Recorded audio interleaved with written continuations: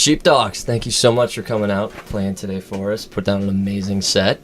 You guys are doing probably one of the coolest things that I know several bands are going to be jealous of you guys right now. You're competing for the cover of Rolling Stone magazine. What's going on with that? Well, we were chosen by the editors of Rolling Stone as one of the top 16 unsigned bands in North America, and we're the only Canadian band in the running. And the winner will be the first unsigned band to be on the cover of Rolling Stone and also get a deal with Atlantic Records. And we are now currently in the top 8, so we've made it to the next round. Nice. Yeah, so we...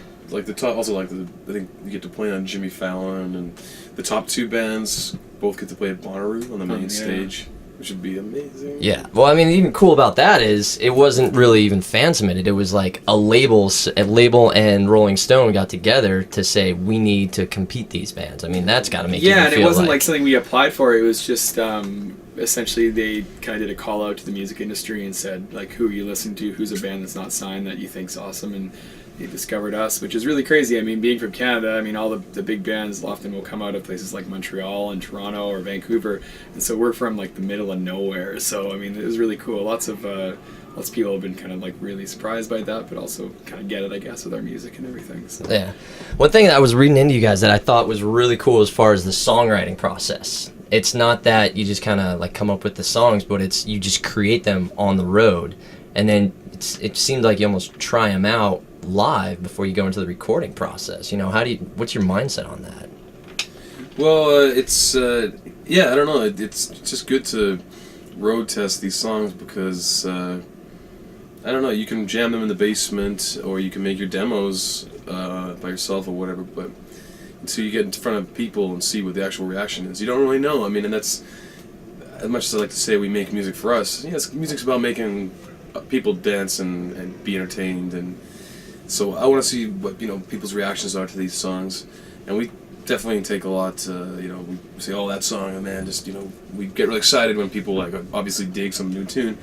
And then the other side of it is that when you play live, sometimes we kind of leave a little room for improvisation, and something might just happen, organically, and it's not always something that you could come up with if you were just sitting down and looking at it critically and trying to think, what should we do here? It might just kind of happen, and it's kind of like a little bit of like serendipitous magic or something. It also keeps it like exciting for us. I mean, obviously, when you're playing a new song, you get really excited, and it just kind of adds that much more to the show, right? And we're more excited to play these new songs that we really want to share with people, and so it adds to the show as well. I mean, a lot of bands don't do that. They wait till it's like perfectly crafted or how they want to do it. But that's how we've always done it for the most part, and so that's kind of how we roll with it still.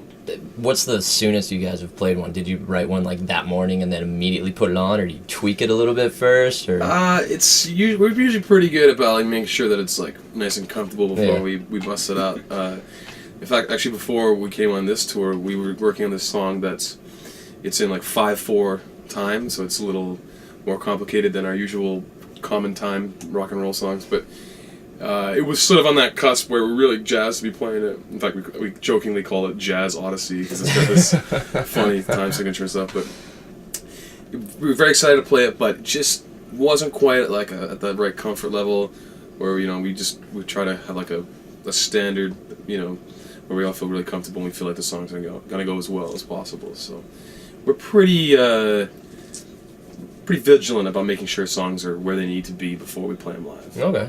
But I like that. I mean, there would be sometimes you get pretty jazzed up and you just want to like play that song. Right, like 5 minutes before you go on stage. Just try it. Go with it. 3 chords, man.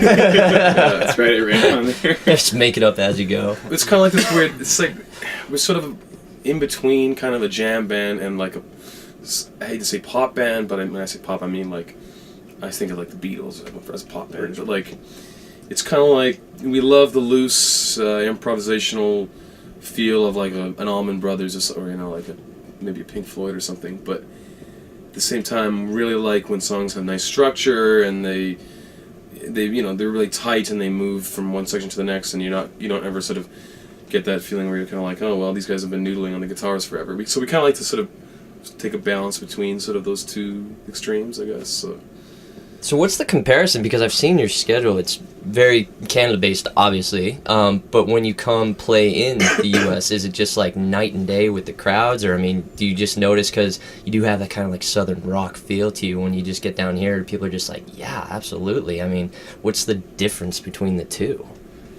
Well, it's difficult for a lot of Canadian bands to come to play down here in the U.S. I mean, besides all the sort of logistics, you know, of like the visas and everything. But yeah, I mean, the way I feel like no matter where we play, people always seem to respond to our music. I mean, it's sort of an old style, but yeah, like you said, the southern thing, like, you know, we've been told that it would go over really well in the South. We just need to get down here and play more. Yeah, like, it's just really hard. We've been, because of the whole Rolling Stone thing and getting more exposure in the U.S., we've been getting just like tons of emails from people saying, "Oh, you got to come to Georgia, man. You got to come to Tennessee, like wherever." And it's just like, we want to, and it's going to happen. But yeah, for the most part, our experiences in the U.S. has been like in the like East Coast kind of vicinity. And I mean, yeah, definitely getting some stuff. But I mean, we're still kind of building and coming into the U.S. But it is a very hard thing. There's tons of bands in Canada that are really huge in Canada, but no one would ever know about here. And if they did play here, they would have, you know, 10 people at the or something like that. But they play like to like 3,000 people in Canada or something like that. So it's different. But cool. Yeah, we're excited to do stuff like that for sure. Right on. Well, best of luck. We hope you make it down here more often. Yeah, thanks for coming down. I appreciate it.